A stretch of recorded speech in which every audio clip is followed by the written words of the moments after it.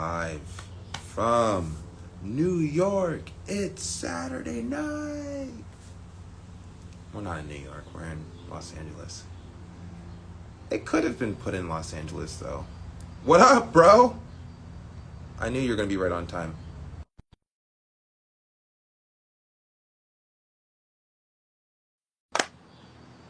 Looking forward to talking to you. If you hit the button, think. Cool. Yo. Yo. Are you on the treadmill?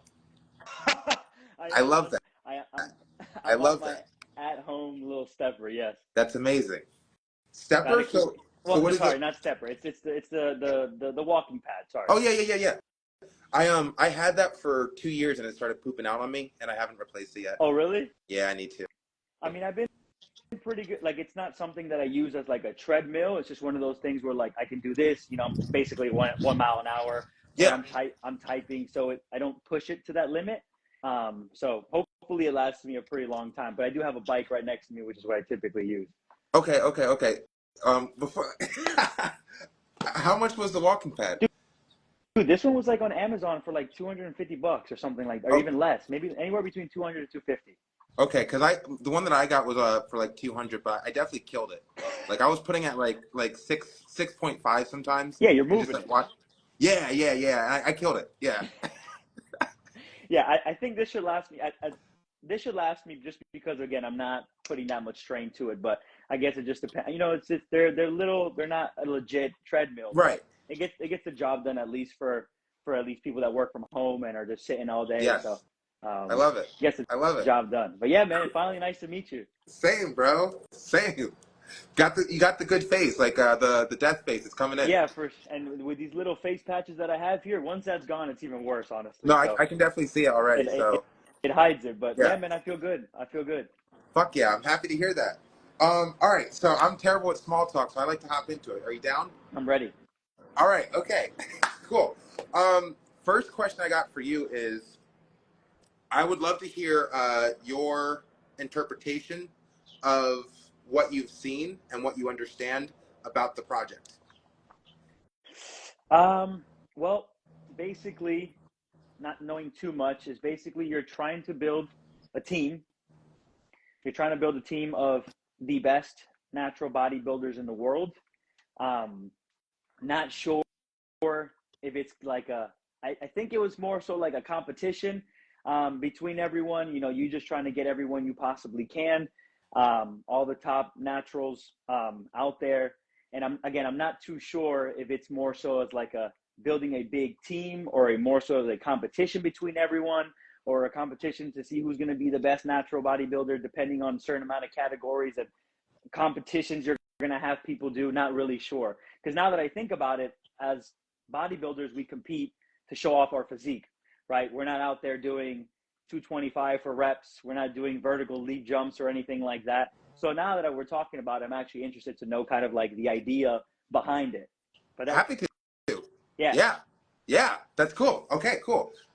Before, I mean, we can hop into it. I'll give you a little bit, and then because I got a lot of questions for you, For and I sure. actually want to start practicing like listening Okay. more. Um, but I'll give you the brief synopsis. Okay. So basically, the vision is to host a unprecedented invitation only tournament called the King of Naturals tournament, where we would be inviting the top 30 natural bodybuilders to compete for the title and crown of the Natty King. The vision is the winner of the Natty King gets a $1 million cash prize and basically gets to walk around with the most prestigious title in the sport of bodybuilding.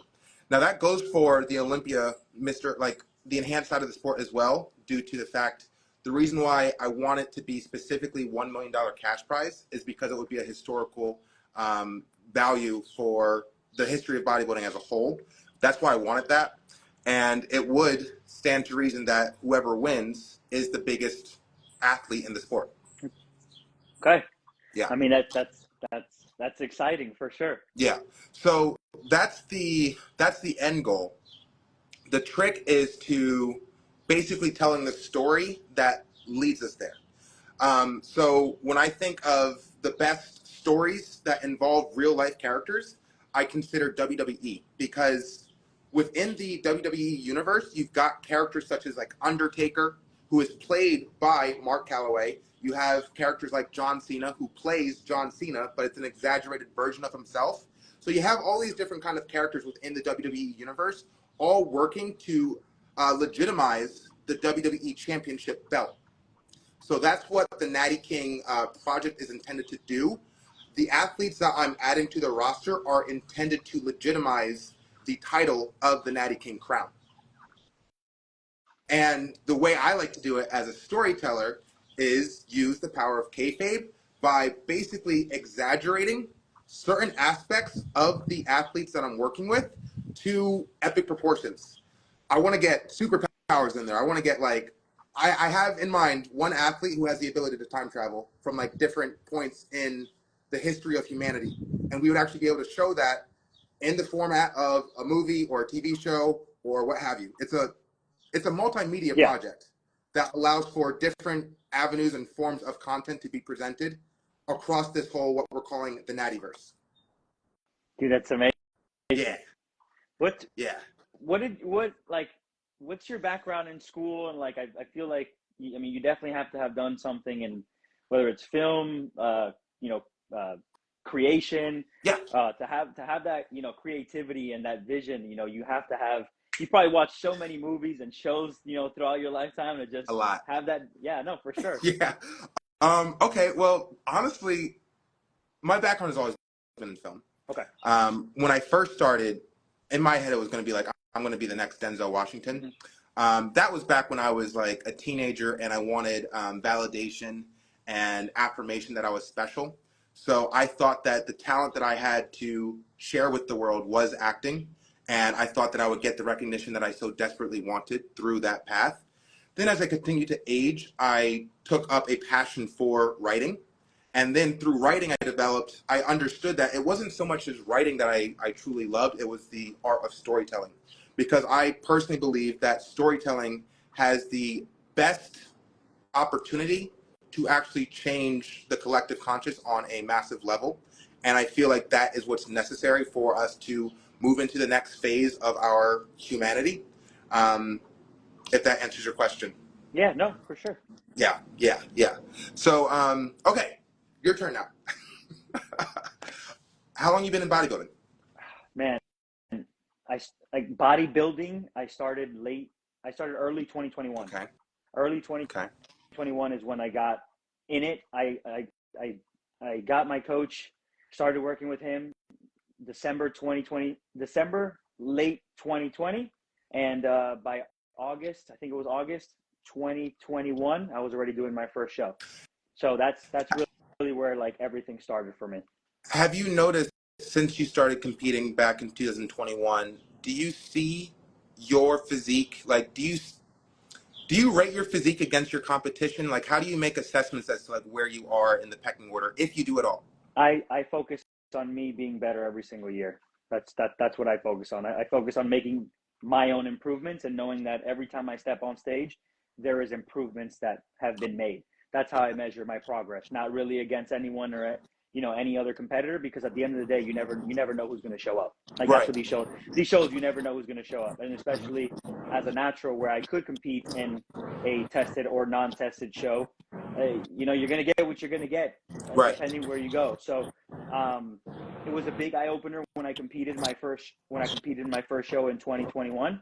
But I started doing natural shows after that because more natural shows were available. In the beginning, when I was doing it, there weren't many, maybe five, here and there.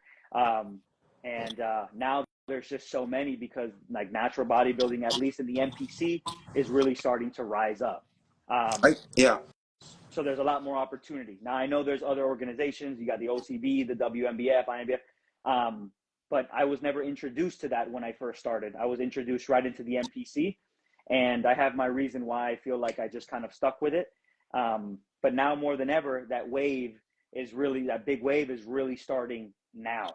So, in my opinion, like those that stayed natural, those that are natural, this is the opportunity for anyone that does want to be competitive NPC natural bodybuilder and try to achieve their pro card or whatever the goal is All from there. right, let's talk about goals. All right, two things come in mind. How do we feel about the concept of natural bodybuilding being as relevant, if not more relevant, because if we're being honest, bodybuilding is not really a relevant sport to the entire world at large. At least it's not consumed by a mainstream audience up until now. So how do we feel about the concept of natural bodybuilding being the introduction to mainstream audiences? Yeah, I mean, I think it's well. First of all, I think a lot of people don't even when you talk to the outsider and you say bodybuilding, they don't even know that people are potentially enhanced or doing these type of things. Like they don't really know that because it's not something that was always talked about, and it's not something you walk around talking about, right? And more than ever back then, no one really ever talked about that. It's now more than ever that people are doing that because of the people exposing people, and it's just better to just kind of be honest, just for your sake of your social media if you have a presence on there. But I think it's just the most appealing, and in my opinion, it's just the most appealing thing to be natural, to selling that healthy lifestyle. Obviously, if you have a specific goal, that's different. I'm not saying natural is the only way and the best way. If you have a specific goal to be the next Mr. Olympia, well, then you may want to consider that, right? But again, now more than ever, because of people like Tyler Mannion are really trying to promote natural bodybuilding. I'm very grateful and thankful about it because he's opened up doors and avenues for all of us that were kind of like, man, we want to be up there and be on that big stage. Now we have that opportunity to potentially be there. Yeah, go ahead. Let's.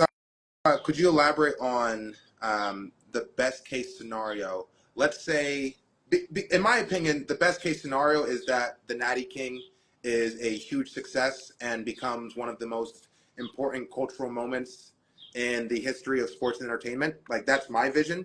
However, if we completely write myself and my ambitions out of the picture, what's the best case scenario for natural bodybuilding? Yeah. I don't know. It's very tricky. It's very tricky because when all this whole natural thing started to rise within the year or two, I have been hearing a lot of like kind of negative talk on now it's making regular bodybuilding look bad because now it's really exposing people saying, wait, what these guys are natural? What were these guys not natural? What does that mean? What were they doing? So now people are saying like that merge, if it's getting to that high level of potentially the Olympia level where these natural guys are going to be able to step on that Olympia stage, but compete in natural. And then, so now it's kind of like, I don't know. It's a very gray area there because a lot of people are just like, again, it's like exposing them in a way, or not shining a light at them anymore and kind of just saying, well, clearly this is a much healthier and more attractive look, because we've already seen and heard the side effects and the things that may happen with people that have already potentially, either died or have just been chronically affected over the years of use of taking some, whatever sort of substances around, PEDs. So, aside from your project and your vision, to be honest, that's a tough question because I don't know. Like, I feel like there's as the natural world starts to rise in the NPC, like I don't see it being anything like this will never stop. This will never stop, and I don't know. There's no top level. Yeah. Absolutely. Okay, cool. Thank you. All right, so I want to run something by you. So it seems like I mentioned multimedia project, right? And that's intentionally what the Nattyverse is supposed to be. So it can be presented in the form of a feature-length film, an anime, a comic book, what have you, video games, etc. It's an entire franchise, right? Very similar to the WWE universe. The question I want to ask you, all right, so when I talk to athletes, bodybuilders, they seem to express the most level of enthusiasm in relation to the anime concept. And I want to get your perspective on it. In my mind, the anime concept takes place 20 years in the future. And by now, at this point in the game, again, we're going off of this is a fictional narrative, the Natty King has already been around for 20 years, and it has shown to be what was necessary in order to refocus people's intentions on cosmetic surgery, performance-enhancing drugs, quick fix solutions to feeling better about yourself, but not really doing anything internally to become the best version of yourself, right? In this fictionalized world 20 years in the future, the enhanced side of the sport, they're now at the point, due to advancements in science, they're like walking around with 4 arms, genetic engineering.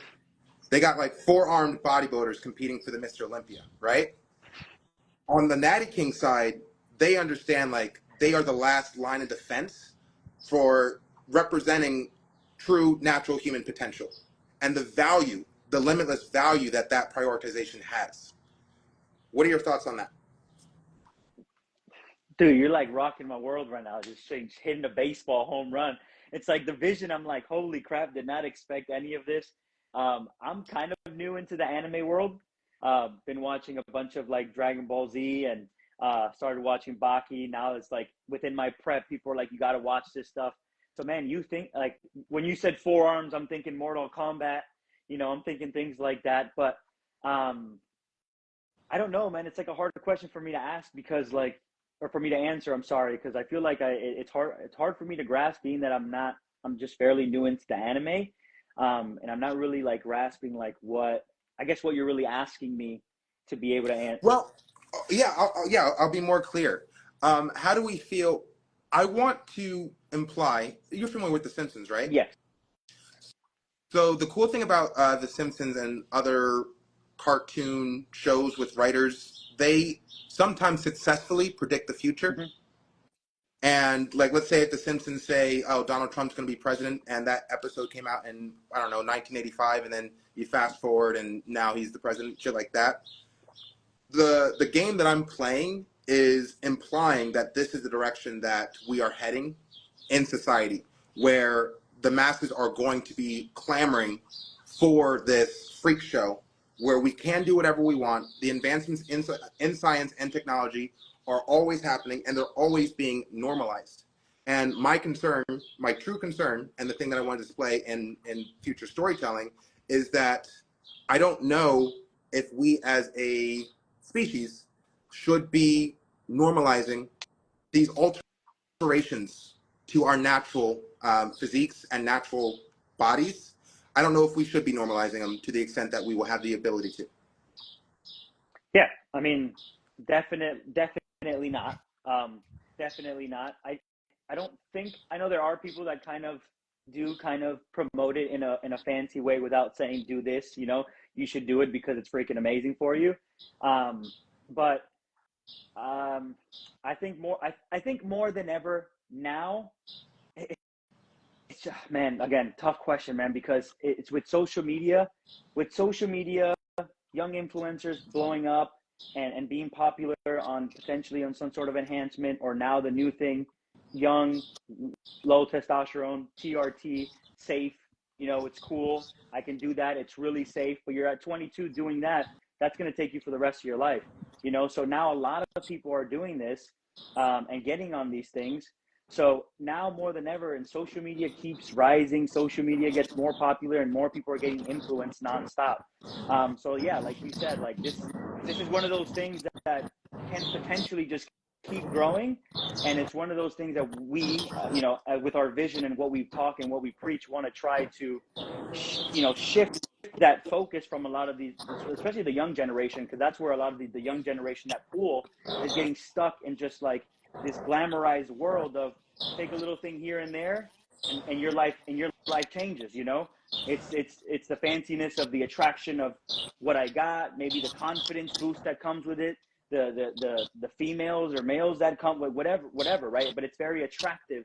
Right. But no one ever thinks about, or no one ever teaches the side effects and the prolonged things that happen years later, because everyone always thinks about the right now. No one ever thinks about the later. Yes, and I like that you used the word glamorization, because I feel like that's the thing that we will be combating. I feel like that's the thing that we actually are gearing up to combat, is the glamorization of what? How would you describe it?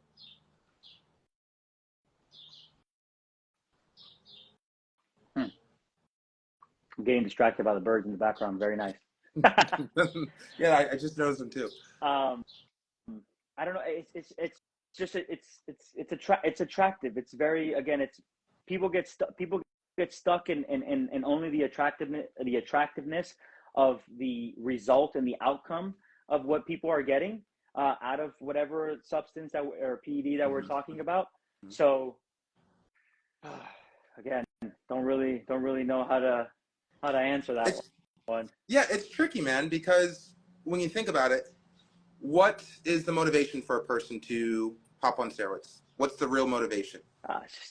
Get bigger, probably, get bigger, look better, feel more confident. They don't love the way that they potentially look, and they want to use something to enhance themselves, to look bigger, to look better, to potentially shield off some insecurities that someone may have. Go ahead. But check this out.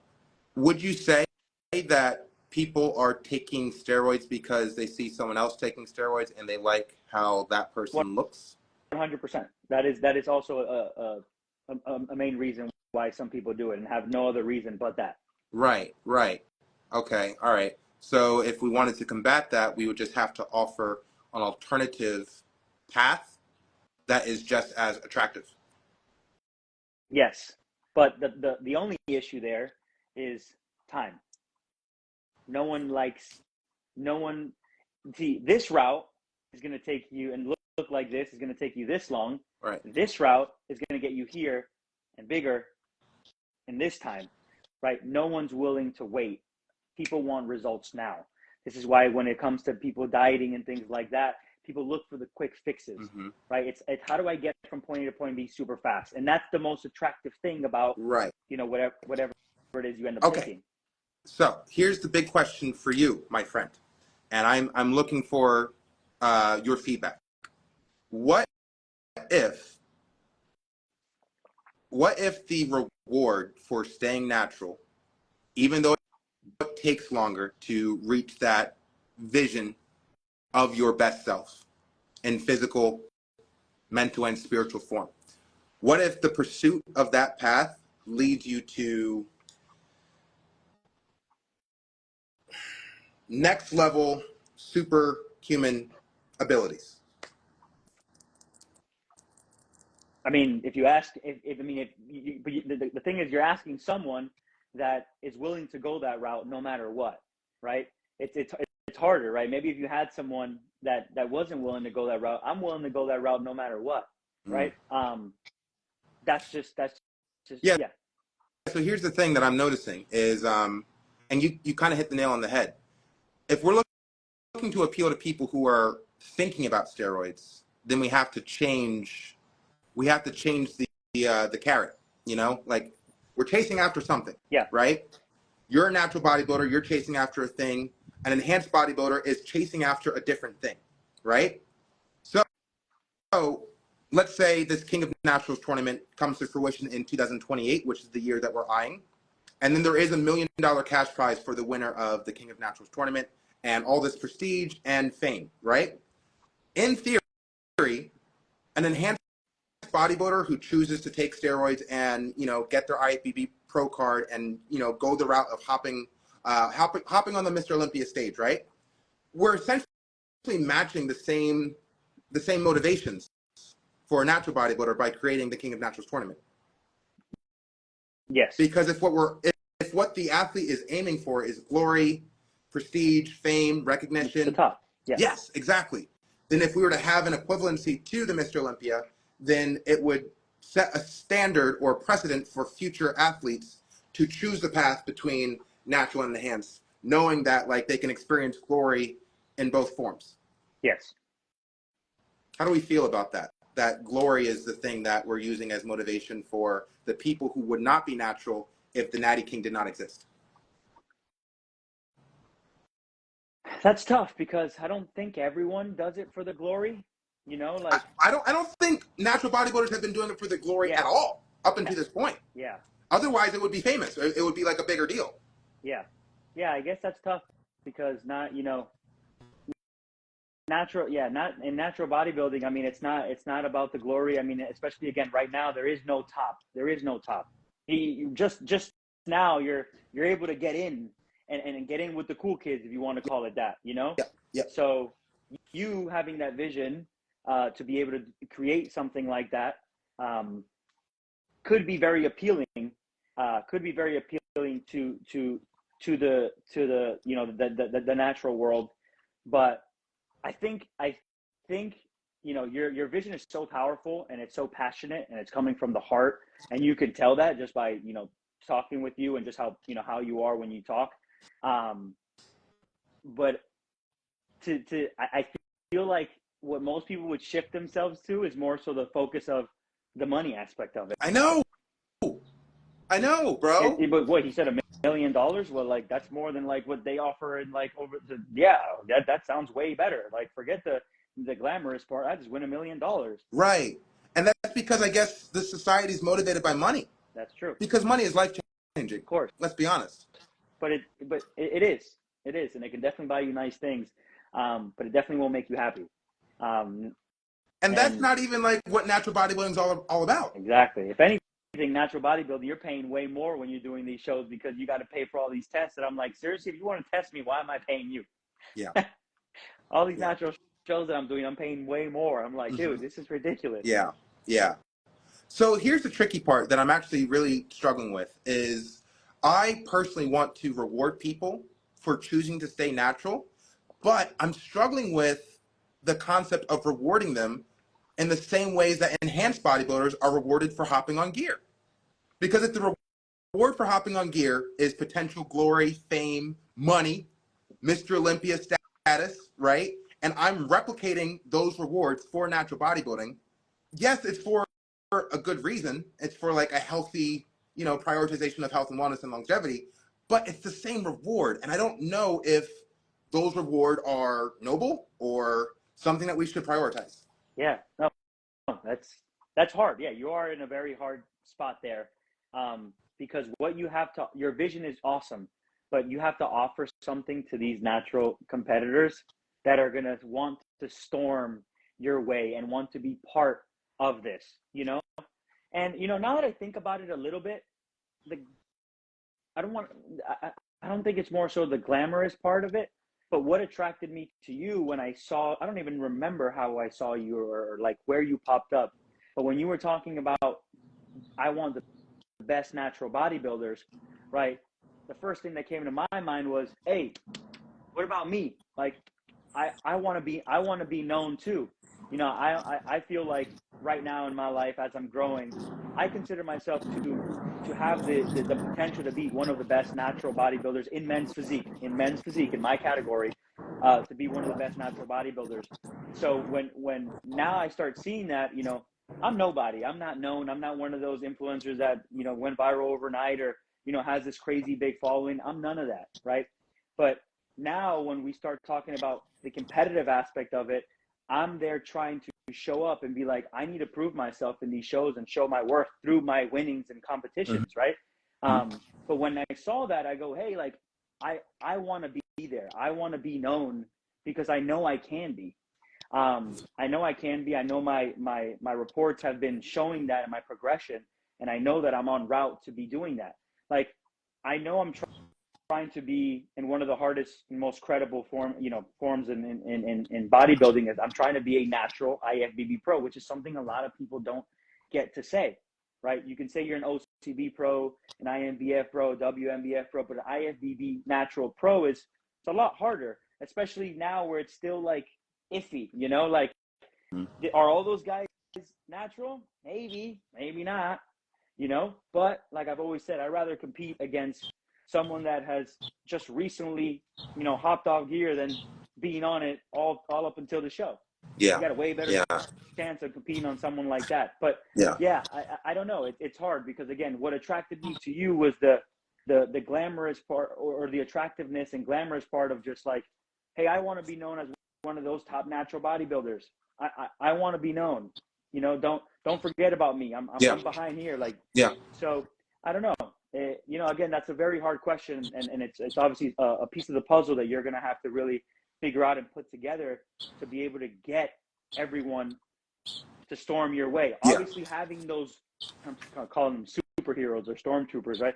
Obviously, having that team is already very attractive because that team has people behind them to come in and be like I want to be like I don't know. I think you mentioned Shizzy was one of them that you want, right? Yeah. Shizzy has a big following, right? So if Shizzy is natural and this is what he's doing, all the people that are following Shizzy are going to storm his way and Right. your way. Same thing for everyone else that you have. Right. So it's a big vision and a big head start by having those superheroes, you know, stand tall and hold their ground, and have everyone else behind them, you know, kind of like trying to follow the path. Yes. I love that. I love that. Yeah, I see it. Honestly, I think of sports like tennis, where there's like kind of like a ranking system in the entirety of professional tennis. You got the ranked number one, number two, number three, shit like that. So I would like to guide natural bodybuilding in that direction, where we actually have like an ever changing ranking system based on a competitor's record. There, I actually have. I'm working with someone who has come up with a calculation to describe a person's ranking based on how often they compete and where their placing is relative to every other athlete who's currently active. Okay. Yeah, it's really interesting. That's something that'll have to be implemented over the course of years. But we do need to create some kind of understanding of where these athletes are being ranked, because if we're all aiming to be the best, we need more definitive ways to identify the best. Yeah. And the King of Naturals tournament, crowning the Natty King, that's not enough. That's spectacle. That's like eyes on the project. That's eyes on the product. It's like, okay, natural bodybuilding is cool. Natural bodybuilding is sexy. But beyond the King of Naturals tournament and that flagship product, we need a better way of identifying who are the top players within the sport. And what Yeah. what does it take to get there? Yes. Yeah. Like Oh, yeah. that's the question I'm asking you. So, what does it take to get there? To get to that title? Okay. Yeah. Great question. Right now, for the first version of it, okay. So, great question. All right. So I want to break it down, and I'm gonna be as transparent and honest as I possibly can. As a filmmaker and storyteller and showrunner, because this is a show in a lot of ways, I am looking at the first iteration of the King of Naturals tournament to take place in 2028.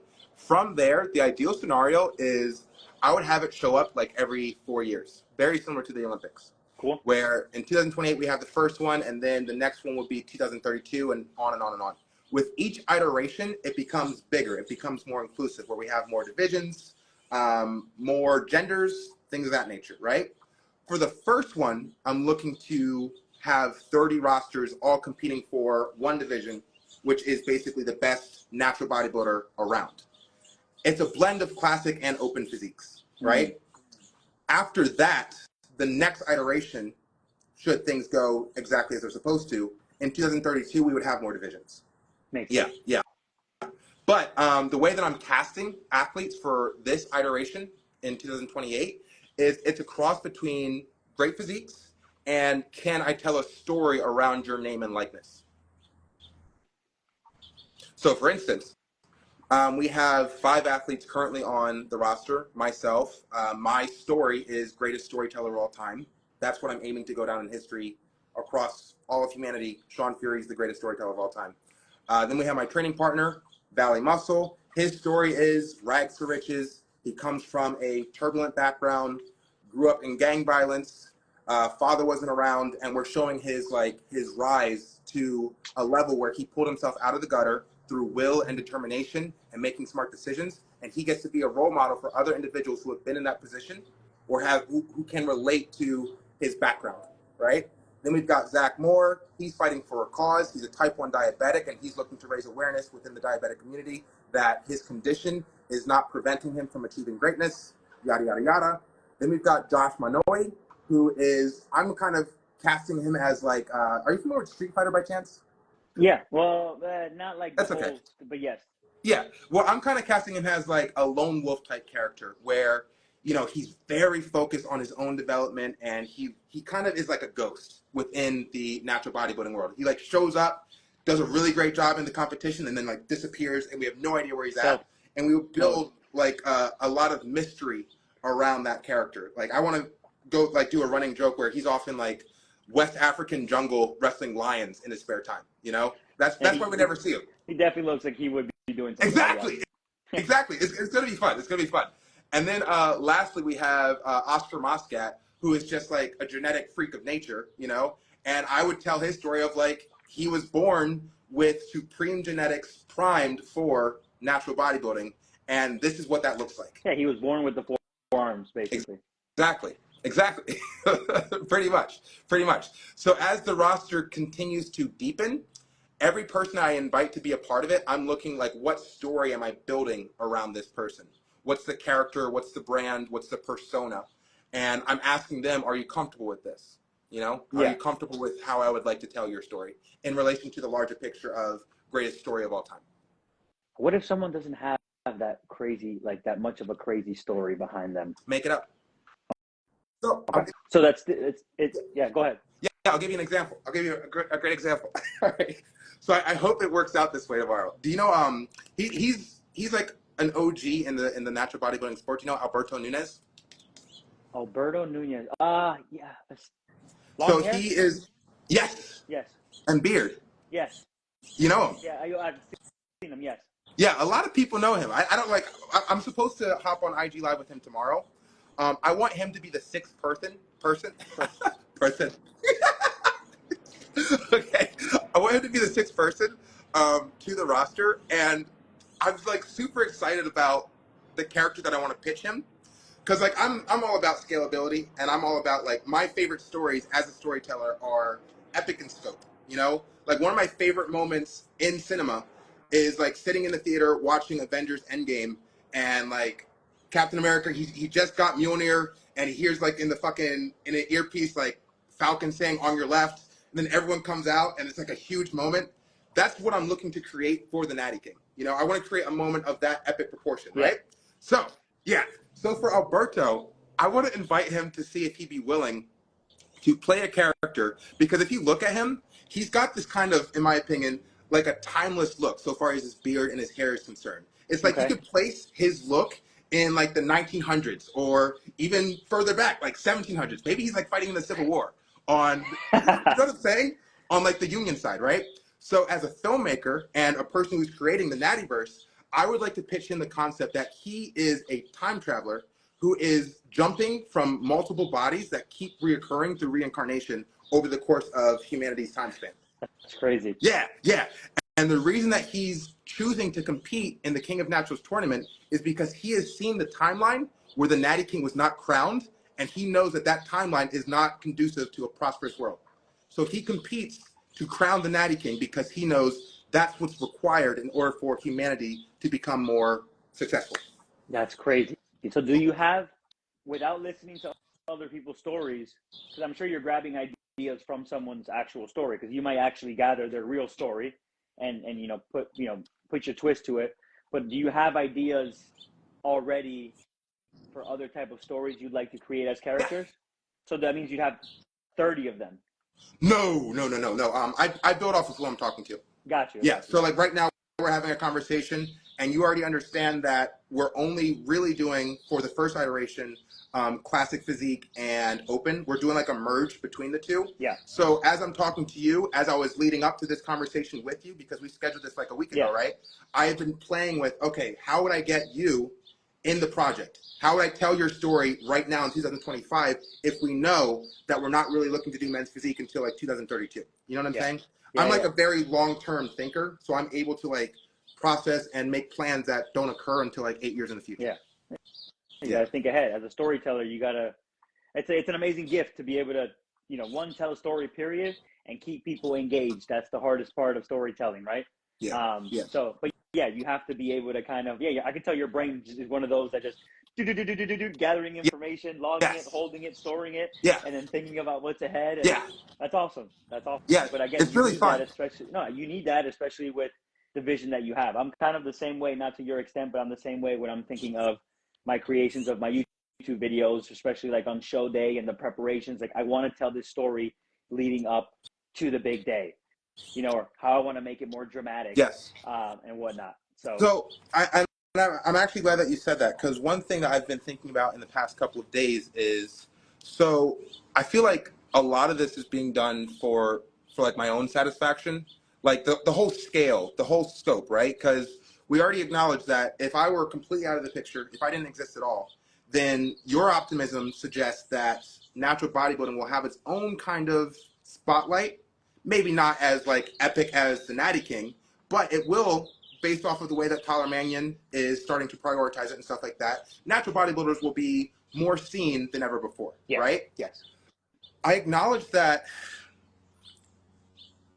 this story isn't required for anyone beyond just the fact of like, I just want to tell a really cool story. And whoever wants to be involved in this cool story is like entirely up to whoever I'm talking to.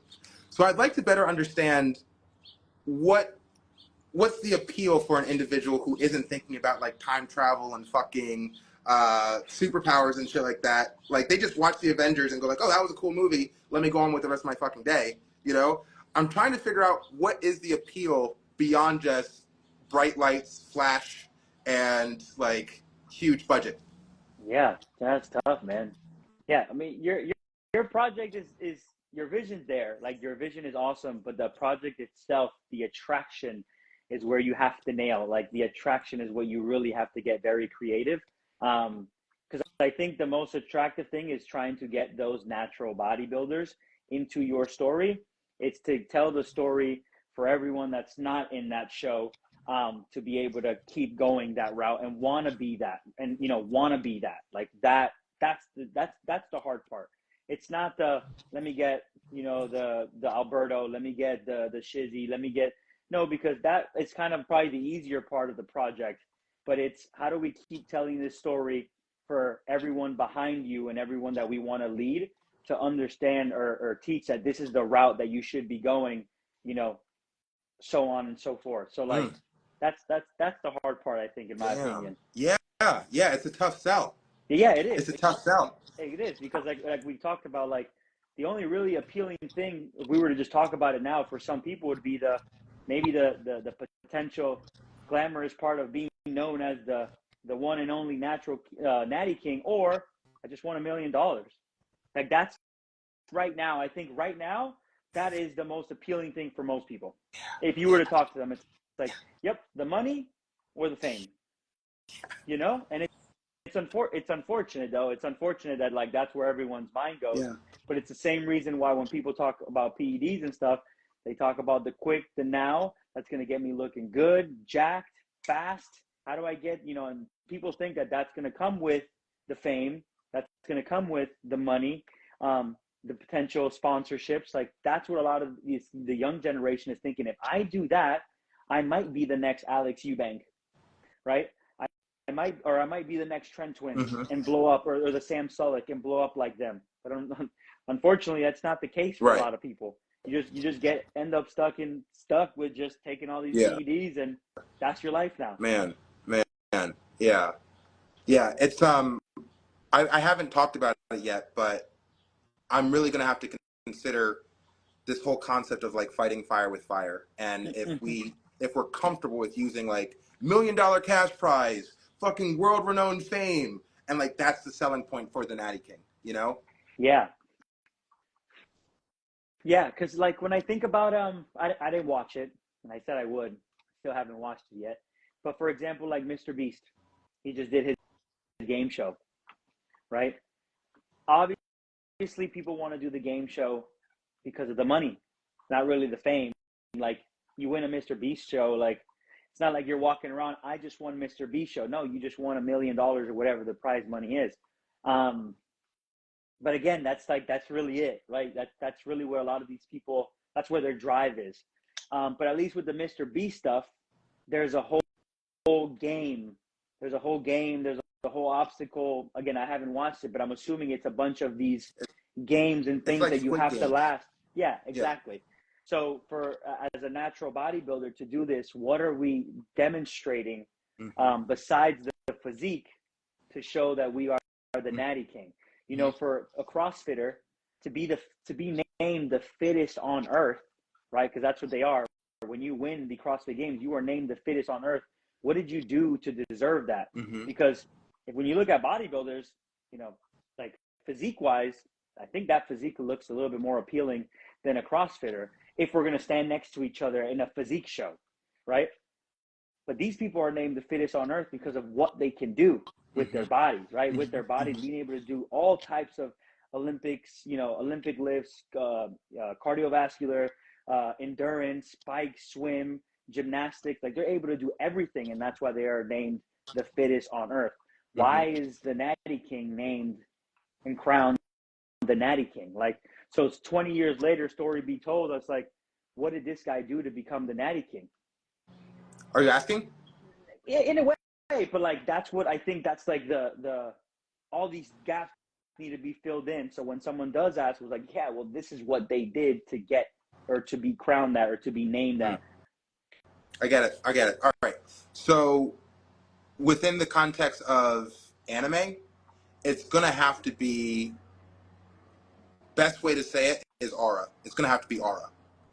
So if we've got 30 athletes and they've all got fantastic physiques, they've all got really cool stories, because that's what like my specialty is making their stories way cooler, so that by the time you've got these 30 superstars stepping on stage to compete, who's got the most fucking aura, honestly.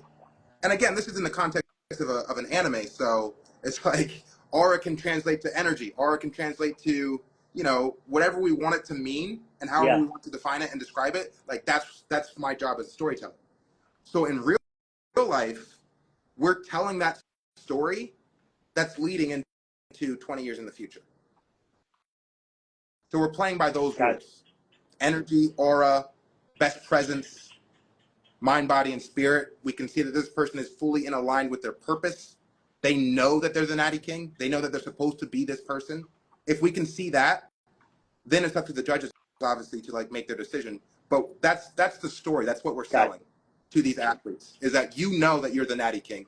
And now, over the course of this entire story, you're going to prove it. Ideally, every one of the 30 athletes is thinking like that. That's the ideal scenario. Yeah. Yeah. It's funny, like when you keep saying multiverse, the only thing that comes to my head is the Spider-Man movie. That's fair. Yeah. Yeah, no. And like it's cool because if Alberto Nunez agrees to this character, I mean, the opportunity to like really show what the multiverse could look like in like this reality is incredible. Because like I would, like, as future King of Hollywood, I would be plucking Alberto in like multiple movies and just like having him show up in like different time, like different like moments in time. Like he's like fucking, like I said, fighting in the Civil War, but he's not even the main character. He's just there. Yeah, no, I hear you. Yeah. So that's that's awesome. Yeah. Do you have so basically, if Alberto, if he agrees, you got 6, you got 4 more to go. Is there still do you have your 4 already that you're? I have the remaining 4 in mind. I do want Shizzy this year. I don't know if I'm going to get him this year. Some people, I think they need more. They need more. I don't know what they need. Like more eyes on the project or something like that. They want more certainty that it's going to happen or something of that nature. Like, for instance, if we're about to go into production in 2028 and I'm posting how much money is in my bank account allocated for the budget and shit like that, if I'm showing like, okay, we got $10 million for this budget, who like we have 5 more people on the roster that we need to fill, I bet I could get Shizzy then. Of course. You know what I mean? Of course, because you're showing the proof. Your proof. Guess what? You're showing the prize at the top, which is what most people's drive is going to be. So sometimes it's hard because you get some people. I know you want people that are here, because that's the story you're telling, and you want those people. But unfortunately, it's hard to find those people because it's this that they're really chasing. Yeah. So the way that I want to do it, it's going to have to be a mix of famous influencers who like obviously just bring eyes to the project. Of course. But I really want to prioritize individuals like yourself, where it's like, no, I'd be fucking doing this with money, without money. I just want to be the greatest. Like I want to express myself. I want to express this fire in me to show what I can do. You know, those are really the athletes that I'm looking to promote. For sure. Yeah. And it's funny because like my YouTube banner and everything, like on my Instagram, is like the Natty guy. Like that's kind of like who I want to be known as. Want to be so you stepped in up with the King, but like I just want to be known as, hey, that's that Natty guy right there. He's that competitor. He's that that guy with the crazy physique, with the crazy back, with the crazy shreds, whatever. But that's the story I want to tell. Like that's the story I want to tell. That's who I am since the beginning. I've never even been a fan of like drinking, smoking, never, none of that. So like the whole like drug aspect, I've just always been just that way since the beginning. Like it's just always been me, you know? And again, knowing the all the cons and the side effects that come with doing these things, it's like it's just a no-brainer. But you have to keep, you need that army of people to teach that way, and like this is not the answer, and it doesn't have to be, you know, depending on what you want in life, it doesn't have to be this way. But again, most people just think of the now and not the later. Yeah. And by saying like, okay, well, think about the later because there's $1 million on the line. I just don't know if that's the message. Yeah, no, it's not. What about this? All right. What about it would take a lot of work, but with the right funding, it can be done. We're talking like a major marketing campaign. But what about installing a parallel culture where we change the priorities of the people within that culture, like a counterculture? For instance, right now on social media, the incentive is to get more followers, get famous, get clout, get status, get money, and feel good about yourself. Like that's the incentive, right? What if we were able to successfully install a counterculture where instead of fame and money and recognition, the priorities would be make the world a better place by leading by example and selling that. As easy as and as easy and like as easy as it may sound, unfortunately, in our world, that's not sexy. Why isn't it sexy, and how would we make it sexy? Yeah, I want to make it sexy through storytelling. For sure. That's the hard part, though. This is what we always come back to this question, right? We always come back to the how are we going to make it, but it's just the reality of it. It's like people want the quick fix. So how can you make the boring stuff that is the right stuff, right? The stuff that is going to get you living longer and living healthier. How do we get that to sound sexy? How do we make that appealing? And it's hard because this way, doing this stuff gets me faster, more recognition, more attraction, more fame, more money. While this is an unknown. It's uncertain. Even though it's good, it might take 10, 15, 20, 30 years. But Right. some people aren't willing to wait that long. Right. All right. So what I'm hearing, worst case scenario, 10, 15 years from now, you and I and individuals like us have led by example for over a decade, and natural bodybuilding is organically becoming a bigger deal, with or without me. Obviously, I'm helping in whatever way that I can, but with or without me, natural bodybuilding is becoming more prominent, right? Yeah. So individuals like us, we continue to lead by example over the next decade, maybe 15 years in the future, and people will have a frame of reference as to the rewards that we are getting just by living healthy lives. Yes. Right. And during that time, it's an opportunity for us to show, by this choice of choosing the natural route and peaking ourselves naturally, what else is happening that enhance people or people who are prioritizing the quick fix. What else is happening that we can draw attention to? For me, I'm thinking of, I want to suggest that by staying natural, you're opening yourself up to a community of people who are also staying natural and are smart enough and secure enough with that path. And it's just like a better community. Like the individuals that are choosing to stay natural are just more aligned with their purpose. They're not seeking quick validation. Instead, they're looking for something grander for themselves, a more powerful path. Yeah. I mean, it's like, it's funny. I always think of like Star Wars, you either you're a Jedi or you're a Sith. And it's not that like, I hate to say it, like you're the bad guy, you're the bad person. No, it's not. Just because you are enhanced, you are not the bad person. You are not the bad guy. They do call it going to the dark side. Yeah. No. They do say that. For sure. Yeah, for sure. But yeah.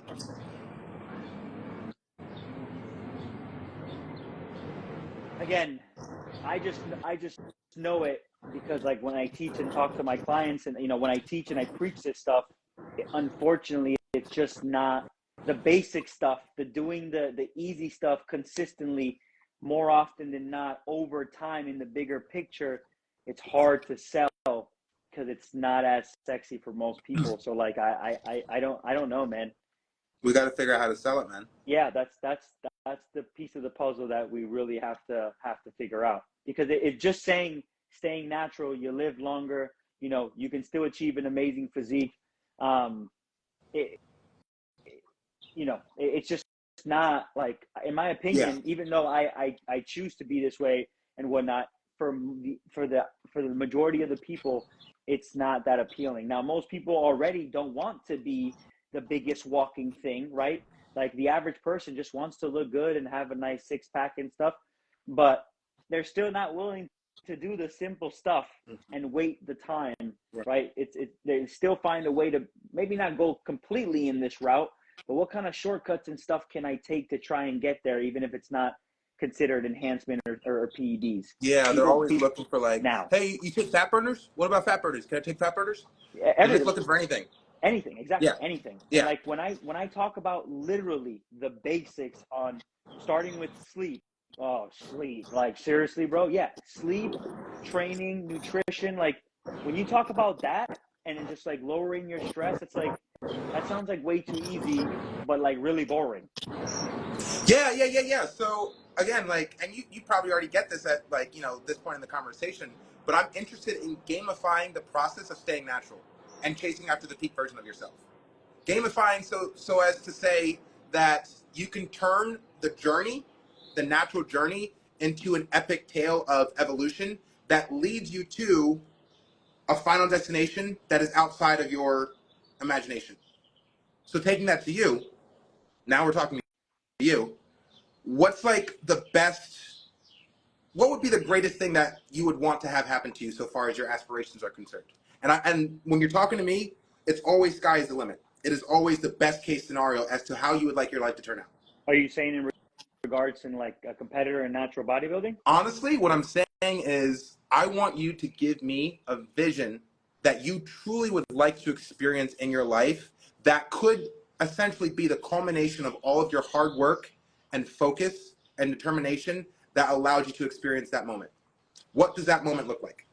If I were to just think off the top of my head, because that's like, when you ask deep, big dream questions like that, in my opinion, I've never been good at answering them on the That's spot like fair. that. But because they do take time, Of to think about. course. But man, I've been, if it's gonna be to that top level, it's be that natural IFBB Olympia pro. Like, it's be that guy in men's physique that, right now, Ryan Terry or Chris Bumstead, like, these are the eyes when you think about in their specific division. I want to be that guy in men's physique in the natural world and say that I can step on the Olympia stage, which right now is the biggest stage in the world for bodybuilding, Mm-hmm. and lead and be that guy, be that Natty King in this world right now, and lead by example that way. That's what I want to do. That's my highest, like, the highest peak for me, Mm-hmm. to be able to, because when you have that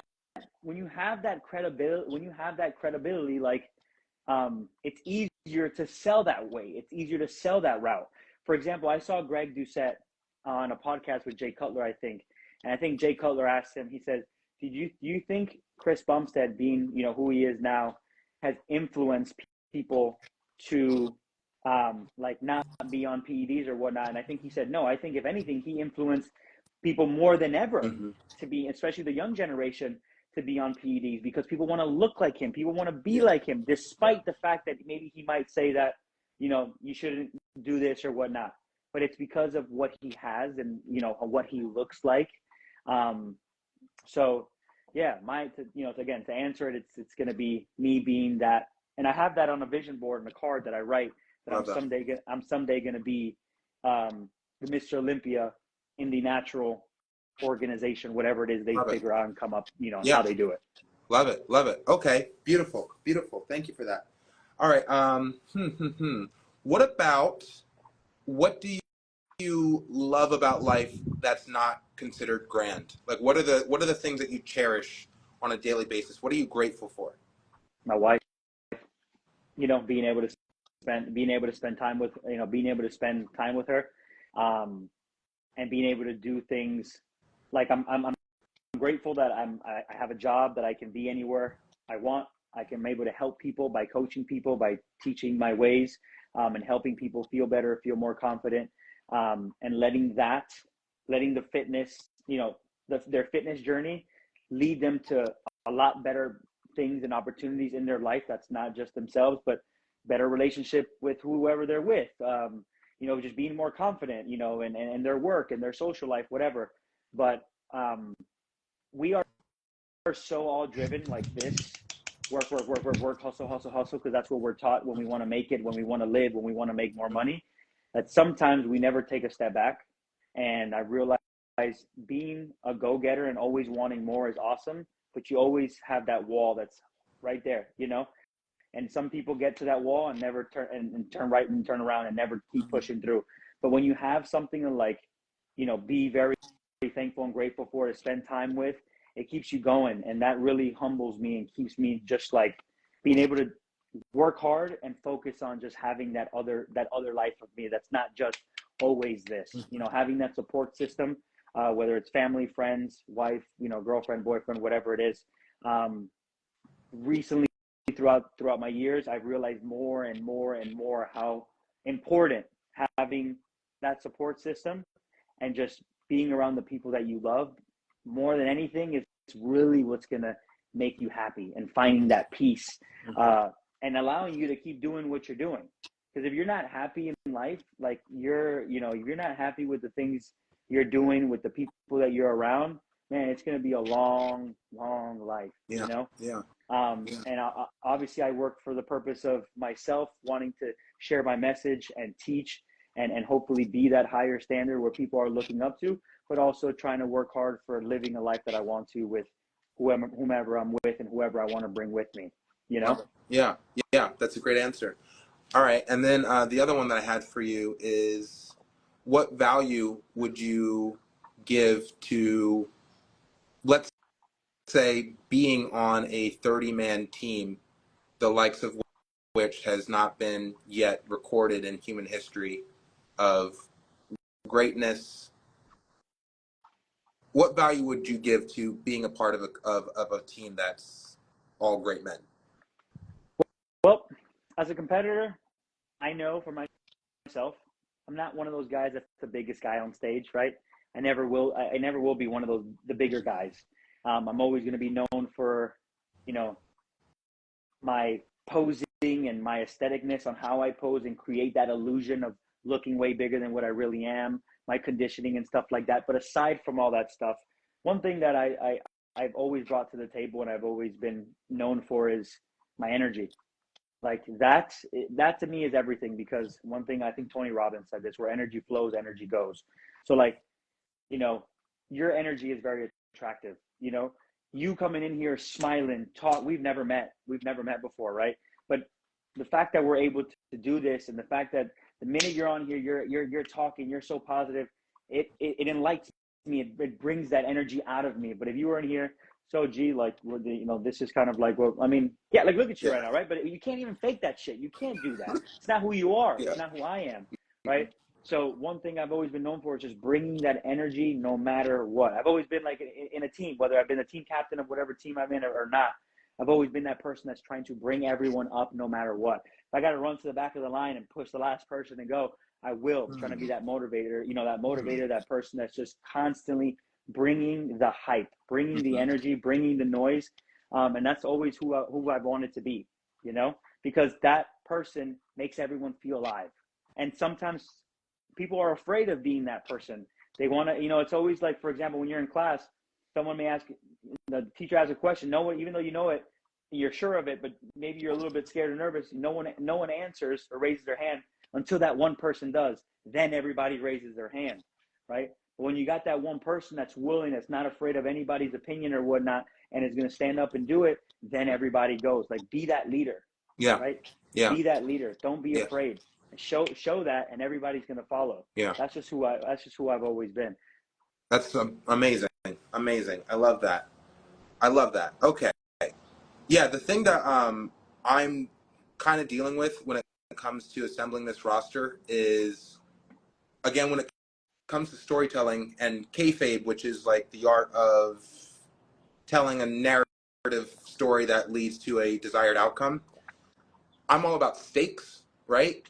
So the way that I'm writing the Natty King is the Natty King must be crowned for the sake of humanity.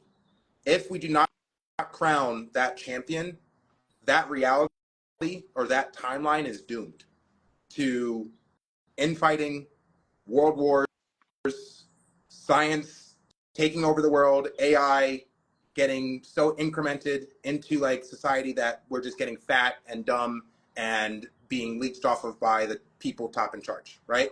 So I want to suggest that the Natty King is going to prevent that. My concern is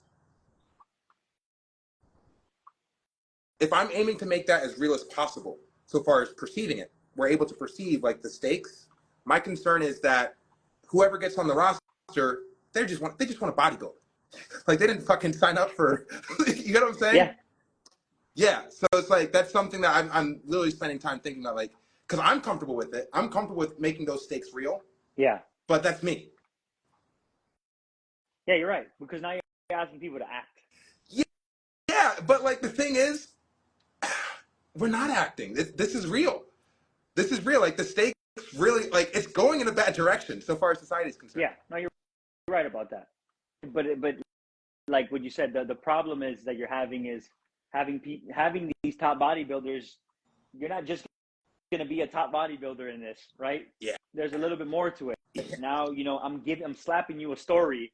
I'm slapping you this character, and now you got to put on this cape that you didn't think you had to, and you got to play that role. Exactly. And I think, like, again, 20 years in the future, people will be jumping at it because they'll want to be a part of like something so huge. But this being like the first iteration of it, it's like, dude, and I think it'll get easier as the years go on because like hype will build and shit like that. But this first year or so, like really trying to figure out how do I present this to a way where it's like your level of commitment is entirely up to you. But I do want to make clear like the stakes that I'm aiming for are incredibly high, Yeah. No, it's tough. Yeah, it's definitely a tough one for sure. Yeah. But we don't have to solve every problem today. Of course not. No, for sure. You gather information from everybody you can, everyone's opinion. Yeah. That's going to spark idea. All you need is that idea, Yeah. And I know I can tell you're quick to grab and to grab and to kind of restore it and go off of it and build off of it. So, hopefully I was somewhat of a help. No, I feel like I wasn't. Great. But yeah, no. And like please let's keep this line of communication open. Like you've always been incredibly supportive and enthusiastic. So like yeah, you get how energy works. Like you've already described it. So let's keep growing, let's keep expanding. And I'm always working to see like, okay, how can I fit the people who are enthusiastic? How can I fit the people who are enthusiastic in this project, in this Nattyverse? Yeah. So like I'm working. No, for sure, I know you are, man. You keep doing your thing, bro. It's admiring. It's very admiring to see what you're doing. So when you just hear, you hear yourself talking, you're like, this guy's crazy. Like, yeah, this guy. Like anybody on the outside that doesn't know you, it's like, yeah, okay, buddy. Yeah, okay. How much?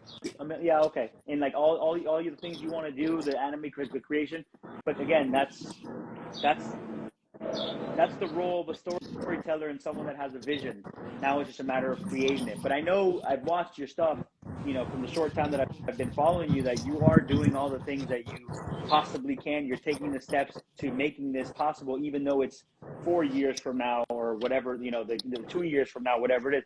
You're doing everything you possibly can now, which is amazing. So yeah. you got a fan here, whether I'm part of the squad or not.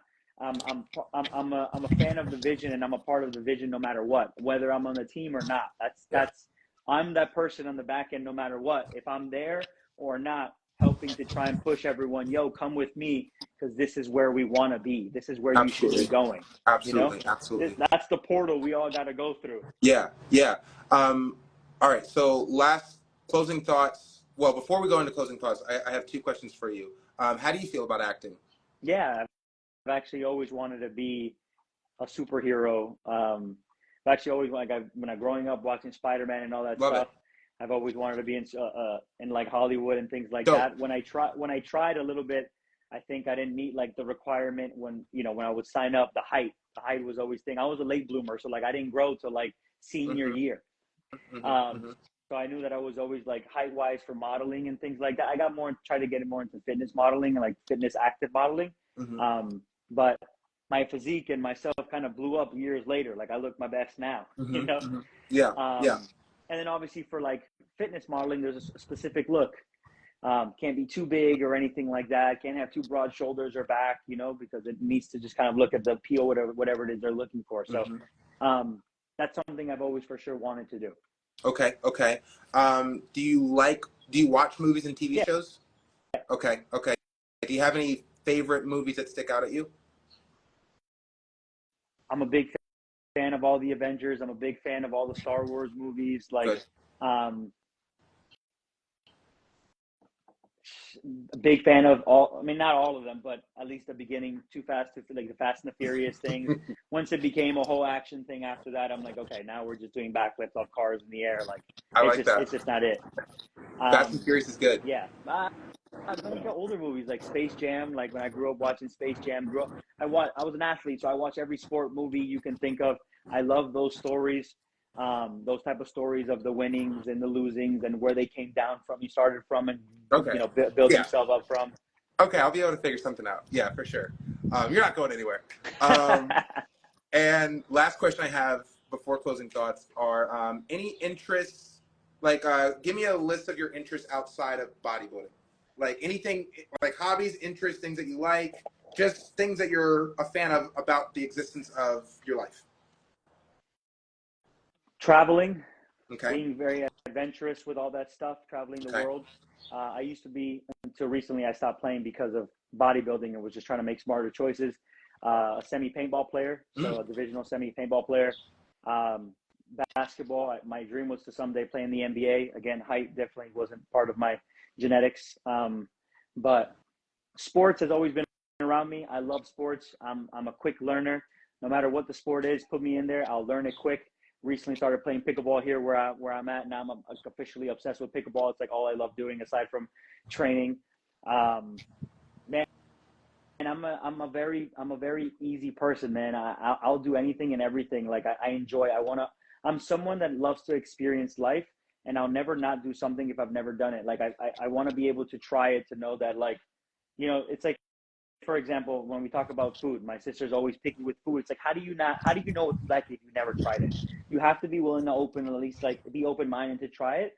Have that open palate to, all right, you tried it, you didn't like it, great, peace out. No, hey, at least you tried it, but at least I've always been like, I never want to not know, and the feeling of regret is always like one of those things that I fear the most. Like if somebody asks me like, what do you fear? It's like that feeling of regret, of like not continuously pushing. Like, what if you push so hard in your vision? What if you went all out? You tried so hard, and then when it got really hard, you eventually quit. But what if you were right there on Yeah. breaking that and Yeah. pushing through if Yeah. you would have just kept going? But now you live with the fact of like, yeah, I don't know if it was ever going to work out. Well, yeah, because you stopped right before that break you were going to get. Yeah. And that to me is fucking worse than failing. Yeah, and if there's any sort of philosophical statement that I want to make with my entire career, is that believe in the power of self-fulfilling prophecies. State a claim, doesn't matter how big it is, like you've already done with your vision board, and it just doesn't end. Your life does not end until that mission is completed. Yeah, There's no you always got concept something of like giving up. Like the concept of giving up just does not exist. you always have something to chase. You always have that, that bigger goal to keep working towards. Yeah. Yeah. Keep you going forever, no matter what. Amen. So, and as long as, like you said, as long as you believe in it, that's the most important thing. Yeah. No one else is going to believe in it but you. Amen. So. Amen. Well, I could totally talk for way longer. I have another live with someone in 15. Yeah, go do your thing. Yeah, I'm gonna take these next 15 to reflect, contemplate, all that good shit. But this was awesome. Do you have any closing statements, questions, anything like that? No, man. But honestly, like I said, I'm gonna be in Cali I think in the next 40 days. I think I'm 41 days out, something like that. Oh, yeah. But I'll be in Cali probably 35 days, because I'll be there a few days before. So I know you're there. I'm gonna be competing there. So I definitely would love to see if we can link up or something like Absolutely, that. bro. Not sure how far you're gonna be, but I'm definitely gonna be training around there. So if We should definitely get a workout. yeah, if we can link up or something like that, I think it'd be awesome. Yeah, let's do it. I'll text you my number. Okay, Cool, bro. sounds good. Yeah, and then once we get closer, I'll let you know. Hey, I'm coming in. This is where I'll be at. Let me know, and then we'll try to make it happen. We'll make it happen. Sounds good. All right, bro. Thank you for hopping on. I'll talk to you soon. All right, Shaun. You have a All good right, you one. too. Appreciate you. Bye, man. Of course.